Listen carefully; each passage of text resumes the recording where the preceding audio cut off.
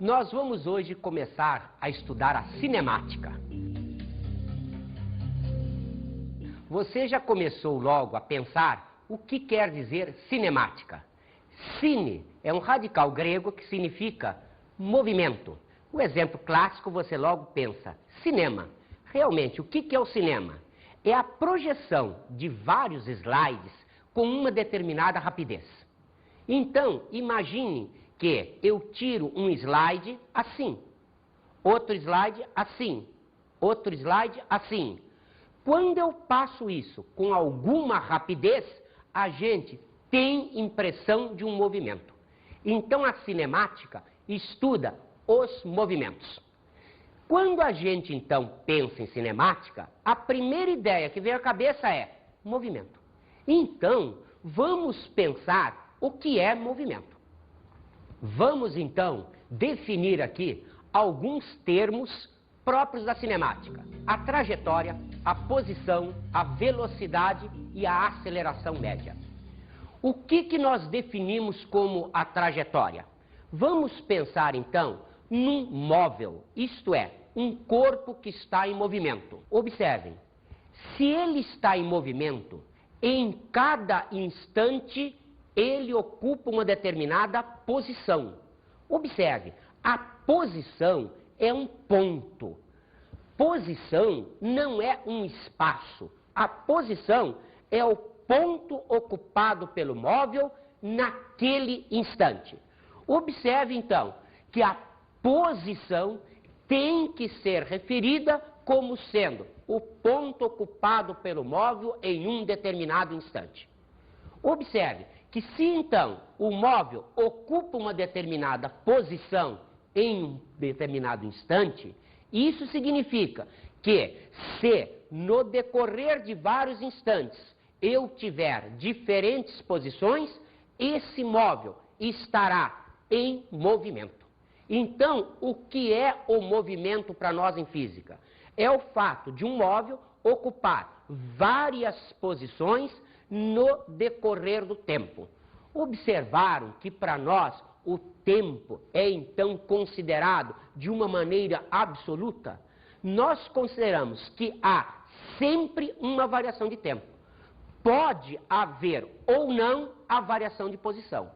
Observe então que quando eu faço isso, eu tenho que dizer essa posição varia em relação a quem? Eu tenho que estipular um referencial. Então, quando se estipula que um móvel está em movimento, eu estou dizendo que ele está mudando de posição no decorrer do tempo em relação a um dado referencial. Observe que para um referencial eu posso ter movimento e para outro referencial eu posso estar em repouso, isto é, não apresentar movimento. Em relação ao sistema que eu uso como referência, eu posso ter realmente um corpo ou em movimento ou em repouso. Evidentemente, essa ideia do movimento, como dissemos, vai representar a mudança de posição no decorrer do tempo. Se for uma situação de repouso, eu vou imaginar que esse móvel, no decorrer do tempo, está sempre na mesma posição. Observe que é possível que eu tenha, entre aspas, movimento e eu não perceba. Por exemplo, imagine que eu tenho um corpo que a cada segundo dá uma volta completa em torno de um eixo. Se eu olhar de segundo em segundo, eu vejo esse móvel parado. Mas, se eu pegasse o intervalo menor que um segundo, eu teria justamente um movimento. Como vocês estão vendo, é importantíssimo quando se pensa em movimento ou em repouso, que a gente estipule exatamente qual é o sistema que nós estamos considerando. Em função disso, o que a gente precisa são referenciais considerados inerciais. O que é um referencial dito inercial? É aquele que não estaria submetido a nenhuma aceleração. Observe, eu não estou dizendo que ele está parado, mas eu posso considerar, em função dos parâmetros conhecidos, que ele não tem aceleração. Então, um sistema referencial muito importante para nós, dentro do estudo de física, é a estrela. Imagine uma estrela, como por exemplo a estrela Vega. Em relação à Terra, ela está tão longe que eu posso admiti-la como sendo um referencial inercial. Observe que realmente ela tem o seu movimento, mas para nós, em função da distância, esse movimento é imperceptível. Você pode ter um exemplo prático disso quando você olha um avião voando. Quando ele está perto da Terra, ou aterrissando, ou levantando voo, você o vê a grande velocidade. Isto é, você o vê rapidamente. Quando ele está longe, lá no céu, que ele tem uma rapidez ou velocidade ainda maior, a impressão que você tem é que ele está quase parado. Por quê? Porque realmente o que você tem é a situação sua como referencial e o móvel tão longe que, entre aspas, parece que ele esteja parado. Observem, por exemplo, uma situação clássica de uma trajetória curvilínea. Por exemplo, um satélite geoestacionário. Como é que funciona um satélite geoestacionário? Entre aspas, ele está parado em relação à Terra. Ora, todos nós sabemos que a Terra tem movimentos. Um deles é o movimento de rotação, em torno do seu próprio eixo. Então, um satélite geoestacionário significa que, em relação à Terra, ele está parado. Isto é, para o referencial Terra, ele está sempre na mesma posição. São os nossos satélites de comunicação. Então, eles ficam, entre aspas, parados em uma mesma posição, em relação à Terra. Observem, como falamos então, no caso do geoestacionário, ele descreve uma trajetória em torno da Terra. Ora, a trajetória, então, ela pode ser considerada retilínea ou curvilínea. Evidentemente, quando se pensa numa trajetória retilínea, nós estamos tratando, em termos de física, de um modelo físico.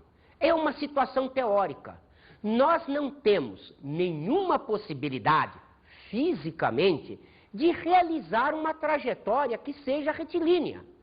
Porém, existem determinadas curvas que têm grandes raios, que eu pego um pedaço tão pequenininho que eu posso aproximar essa curva daquilo que se chama praticamente uma reta. Então, observem o piso, o chão. O chão é retilíneo? Você olha e vai dizer, eu estou vendo retilíneo, mas ele está em cima da Terra. Se a Terra é curva, esse chão também é curvo. Então, a trajetória retilínea, ela é um modelo físico. Ela é algo imaginário. Ela não tem uma existência real. Mas eu posso, para facilitar a compreensão disso, imaginar uma curva tal que ela se aproxima o mais possível daquilo que matematicamente é definido como reta. Essa trajetória, então, nós vamos estudar aqui em física, lembrando sempre desse pormenor.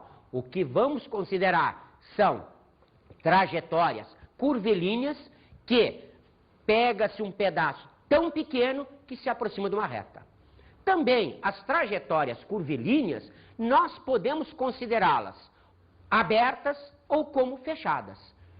Cuidado agora, quando se estuda a trajetória, a gente está mostrando como a posição do móvel está variando. Então, cuidado, nós vamos daqui a pouco trabalhar com gráficos. Eu posso ter um móvel executando uma trajetória retilínea e, mesmo assim, o gráfico da posição ser uma curva. Cuidado para não confundir as duas coisas. O gráfico de posição é uma coisa, a trajetória é exatamente outra coisa. Vamos então considerar agora um móvel que ocupa várias posições no decorrer do tempo. Ao conjunto de todas as posições ocupadas pelo móvel, nós temos uma linha chamada trajetória. Então, vamos imaginar a situação aqui. Eu tenho um móvel ocupando uma posição A. Depois de um determinado instante, ele ocupa a posição B. Está na cara que entre A e B, ele ocupou infinitas posições. Unindo-se essas infinitas posições, eu marco então essa linha que eu chamo de trajetória. Nessa trajetória, eu posso fazer duas considerações. Se eu quiser, considero de A para B um sentido progressivo. Ou, se eu quiser, considero o sentido retrógrado. Observe que eu posso considerar de A para B o progressivo, de B para A o retrógrado. Ou vice-versa. Não dá diferença nenhuma. É uma consideração, um arbítrio meu. Agora, vamos então associar a trajetória ao referencial. Então, vamos colocar um par de eixos X e Y. Observem que agora eu estou tendo uma referência dessa trajetória em relação a um sistema referencial. Então, agora, está aí a situação montada como se quer.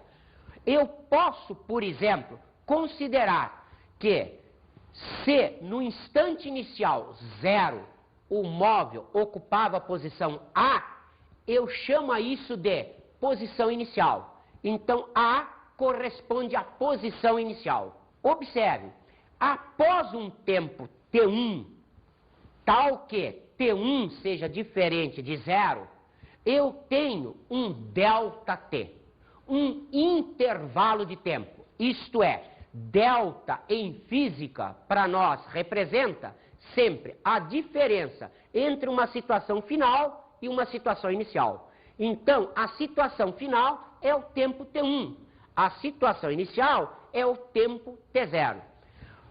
Várias vezes, na prática, você faz isso daí. Você pega um cronômetro e vai marcar um tempo. O cronômetro, geralmente, 99% das vezes, ele é disparado quando o ponteiro está na posição 0. O que significa isso? Que você está admitindo que o T0 é igual a 0. Então, vamos imaginar o que acontece se eu tiver a posição B considerada posição final. Lembre-se, o A foi a posição inicial. O B, estou considerando a posição final. A posição no instante T1, que é diferente de 0. Observe, então houve uma variação de posição. O que é a variação de posição? A variação de posição, como sempre, é a diferença que existe entre a posição final, que eu admiti a posição B, e a posição inicial, que eu admiti posição S0. Então, observe, nós podemos agora estabelecer uma equação horária do movimento. O que significa isso? Significa que nós vamos estabelecer uma equação de correspondência entre a posição e o tempo. Observe, a posição, ela é uma função do tempo. Lembram-se o que falamos agora há pouco?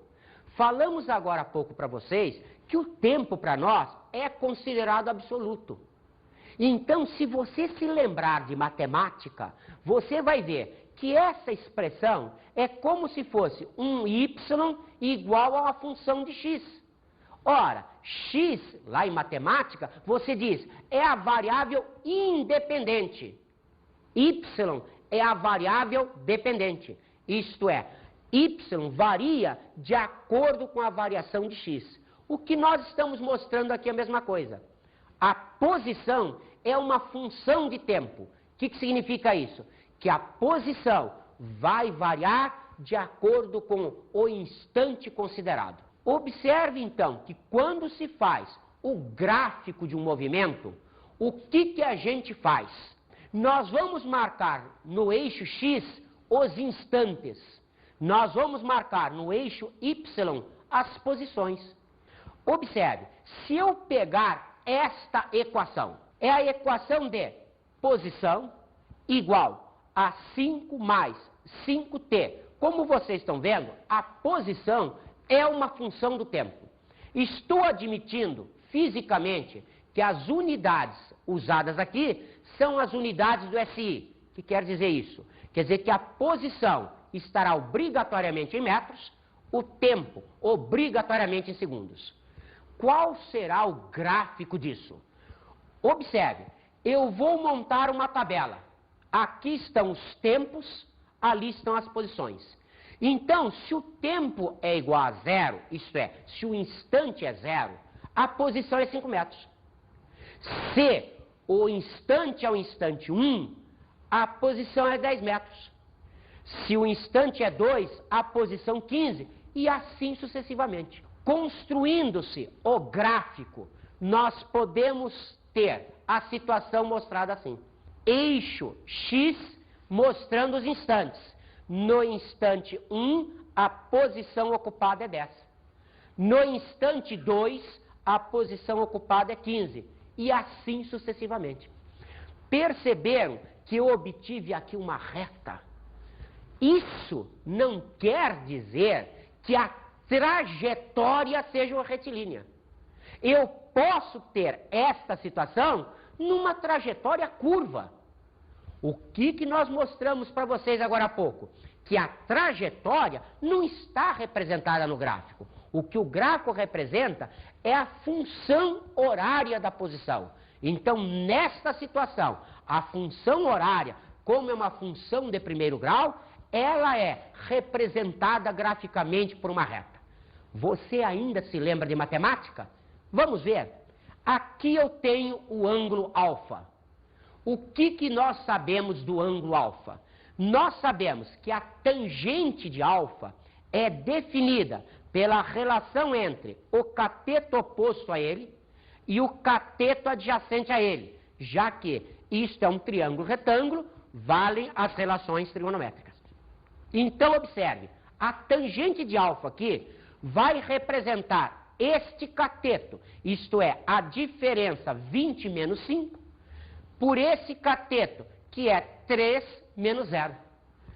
Guarde isso na cabeça. A tangente desse alfa, matematicamente, está bem definida. Nós vamos precisar isso em termos de física. Mas já fique com essa ideia na cabeça. A tangente, ela representa a relação entre cateto oposto e o cateto adjacente. Observe, então, que nesta situação, o que eu tenho aqui é uma equação de primeiro grau e, portanto, a representação gráfica é uma reta. Vamos pegar um outro exemplo? Observem agora esta nova expressão. Outra vez, a posição, uma função de tempo. Só que agora apareceu aqui tempo ao quadrado. O que significa isso? Significa que agora esta equação não é de primeiro grau. Se ela não é de primeiro grau, qual é a sua representação gráfica? Cuidado, isto daqui é triste. Vocês, de um modo geral, ouviram uma coisa de um professor e pensaram outra. Então é muito comum o aluno dizer: a representação de uma equação de segundo grau é uma parábola. Não é. Por quê? Porque equação de primeiro grau só existe uma. Todas as outras são a mesma. Mas equação de segundo grau, eu tenho vários tipos. Então, para cada equação de segundo grau, eu tenho uma curva diferente. Isto é, não existe uma reta mais reta que outra reta. Mas curvas existem várias. Nesta situação nova, vamos então observar a tabela. Ao instante 0, eu tenho a posição 5. Mas agora, no instante 1, a posição ficou 10. Ah, mas é igual à anterior? Cuidado. Na posição 25, o instante é 2. Já não é mais igual ao anterior. A posição 50 é no instante 3, já não é mais igual ao anterior. Então, se eu agora represento isso daí através de um gráfico, eu vou obter esse gráfico. Perceberam? Não é mais a reta. Agora é uma curva. Observe, curvas existem várias. Esta curva aqui chama-se a parábola. Cuidado, não é toda equação de segundo grau que me dá parábola. Esta equação, chamada trinômio de segundo grau, é que será representada graficamente por uma parábola. Então, a nossa situação, outra vez, posso dizer que a trajetória não é retilínea? Não. Eu posso ter esse gráfico descrito por um móvel em trajetória retilínea. Esta curva não é a trajetória. Ela representa apenas a posição que o móvel ocupa em cada instante que eu considerei. Observe, então, que quando nós falamos em curvas, nós temos várias curvas. Por exemplo, se a gente pegar uma circunferência de círculo, qual é a equação da circunferência de círculo? Você sabe de matemática. Ela é x2 mais y2 igual a constante. Perceberam? Isso é uma equação de segundo grau. E não é uma parábola. É uma das curvas. Cuidado com esta. Observe, a hipérbole equilátera. A hipérbole equilátera tem uma expressão matemática para ela. Vamos ver? Observe, y igual a sobre x. Tem muita gente que acha que a equação é de primeiro grau. Por quê? Porque apenas eu tenho expoente 1. Não é verdade. Aqui eu tenho expoente 1 para as incógnitas, e a equação é de segundo grau. Não é de primeiro grau. Por que ela é de segundo grau? Porque quando eu fizer um gráfico disso daqui, eu vou obter, obrigatoriamente, uma curva chamada a hipérbole equilátera. Observe, se eu pegar uma parábola, que é outra curva, a expressão matemática dela será ax2 mais bx mais c igual a y, que vocês conhecem com o nome clássico de trinômio de segundo grau. Então perceberam que eu tenho, entre aspas, uma reta e várias curvas. Para cada curva eu tenho uma equação matemática correspondente. Vamos então definir aqui, fisicamente, a velocidade escalar média. Definimos a velocidade escalar média como sendo a variação da posição na variação do tempo. Representa-se a velocidade escalar média com aquela barra em cima do V. Cuidado, estamos dizendo velocidade escalar média, variação de posição pela variação do tempo. A minha nave demora 15 segundos para percorrer 50 quilômetros. Você acha que eu sou mais rápido que um carro de Fórmula 1? Você é aproximadamente 40 vezes mais rápido que o carro de Fórmula 1. Ainda não é o suficiente para se manter em órbita em torno da Terra, mas já tem uma nave bem rapidinha. Vamos então definirmos as suas unidades. Então, quais são as unidades utilizadas? Primeiro, como sempre, vamos à unidade SI. Metro por segundo ou metro segundo a menos 1. Observe que essa é a unidade considerada a melhor de todas, é do Sistema Internacional. Mas, muitas vezes, nós usamos outras unidades. Por exemplo, no sistema CGS, centímetro por segundo ou centímetro segundo a menos 1. Esta unidade é tal que 1 metro por segundo é a mesma coisa que 10 ao quadrado centímetros por segundo, 100 centímetros por segundo. Observe mais, nós temos fora de sistema outras unidades que são muito usadas. Por exemplo, nós temos o quilômetro por hora. quilômetro a menos 1. Todos vocês estão acostumados a ouvir isso.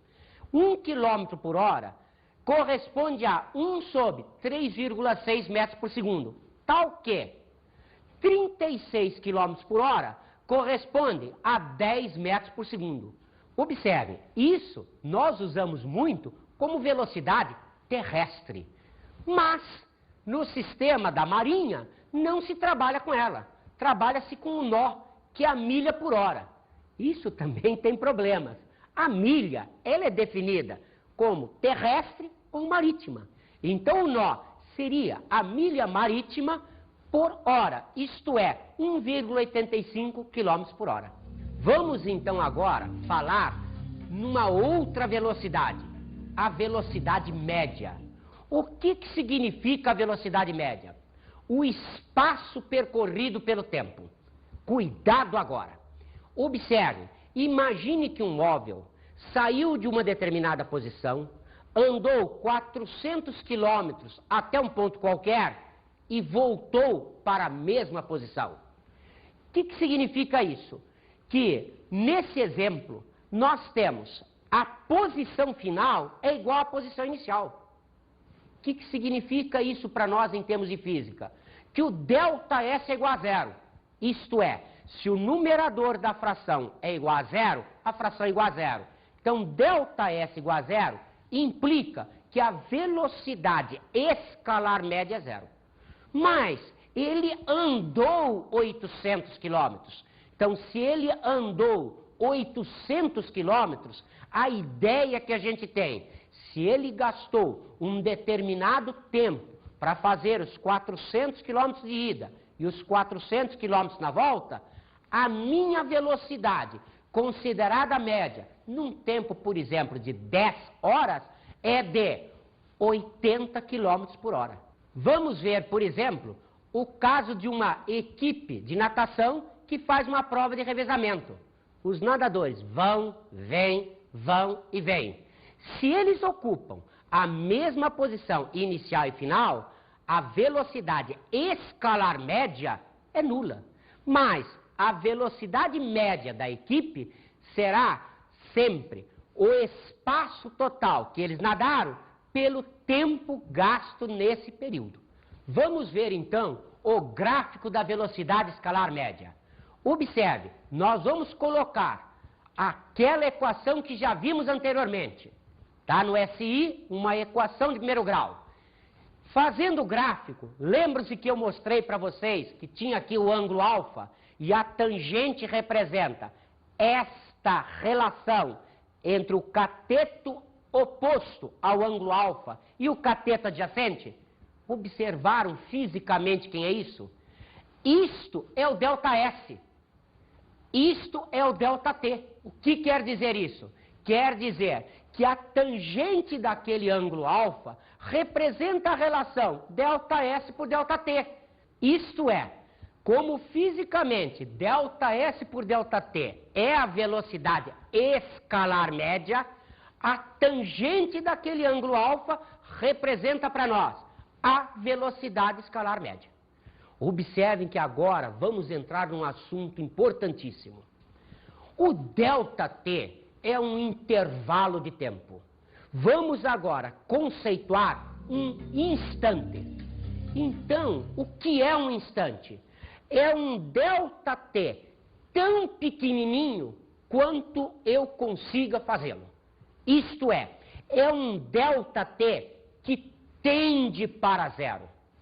Se a velocidade escalar média representa o ΔS pelo ΔT e o ΔT é t menos t0 e ele tende para zero, nós dizemos então que essa velocidade onde o ΔT tende para zero chama-se a velocidade em um instante ou a velocidade escalar instantânea. Observe então, nós podemos definir como o limite entre ΔS e ΔT quando esse ΔT tende para zero. Lembrando que aquele ΔS por ΔT é a velocidade escalar média, a velocidade instantânea representa o limite da velocidade escalar média quando ΔT tende para zero. O que significa isso? Significa que o que eu vou fazer é aproximar esse intervalo de tempo entre T1 e T2, entre T1 e T0, de tal maneira que a diferença seja o mais perto de zero possível. Vamos então agora, de uma maneira semelhante, definir outra grandeza, a aceleração escalar média. Como a velocidade escalar média é a variação da posição pela variação do tempo, a aceleração escalar média será a relação entre a variação da velocidade na variação do tempo. Como vocês estão vendo, semelhante à definição anterior. Vamos ver, por exemplo, as unidades. Observe, as unidades também são semelhantes. Então eu tenho no SI metro por segundo ao quadrado ou metro segundo a menos 2. No sistema CGS, centímetro por segundo ao quadrado ou centímetro segundo a menos 2. Evidentemente, é muito pouquíssimo usada a expressão quilômetro por hora ao quadrado. Geralmente a gente trabalha só com essas. Observem mais. Se a gente faz a relação entre elas, continua semelhante. Por quê? Porque a unidade de comprimento continua a mesma. Quem variou foi a unidade de tempo. Como ela é a mesma para as duas, não tem variação nenhuma. Observe mais. Observe que aquela mesma situação definida para o instantâneo também é válida aqui. O que será a aceleração escalar instantânea? Será aquela variação de ΔV por ΔT quando eu tiver o ΔT tendendo para zero. Isto é o limite de ΔV por ΔT quando ΔT tende para zero. Isto é, a aceleração instantânea corresponde ao limite da aceleração escalar média quando ΔT tende para zero. Um fabricante de automóveis anuncia que determinado modelo atinge 80 km por hora em 8 segundos, a partir do repouso. Isso supõe uma aceleração média próxima de... As nossas opções são 0,1 metro por segundo ao quadrado, 3 metros por segundo ao quadrado, 10 metros por segundo ao quadrado, 23 metros por segundo ao quadrado e 64 metros por segundo ao quadrado. Vamos então à solução? Observe, a velocidade inicial é zero, partiu do repouso. Além disso, sabemos que a velocidade final é 80 km por hora. Transformamos para metros por segundo, porque as opções estão em metros por segundo ao quadrado. Então fazemos a divisão por 3,6 para podermos ter a velocidade em metros por segundo. Observe que essa razão me dá 22,2 aproximadamente. Como o problema está pedindo uma aproximação, não tem problema nenhum. Fazendo então a equação da aceleração escalar média, ΔV por ΔT, podemos então escrever a aceleração escalar média será a velocidade final menos a velocidade inicial dividido pelo intervalo de tempo. Isso então nos conduz a aceleração escalar média é 2,78. Cuidado, lembra-se dos significativos? Como o tempo foi apresentado com um significativo, a minha resposta em função da divisão só pode conter um significativo. A nossa resposta será então 3 metros por segundo ao quadrado.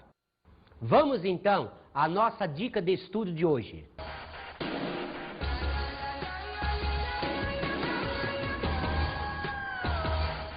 Observe, o que você notou que existe um problema seríssimo entre velocidade escalar média e velocidade média.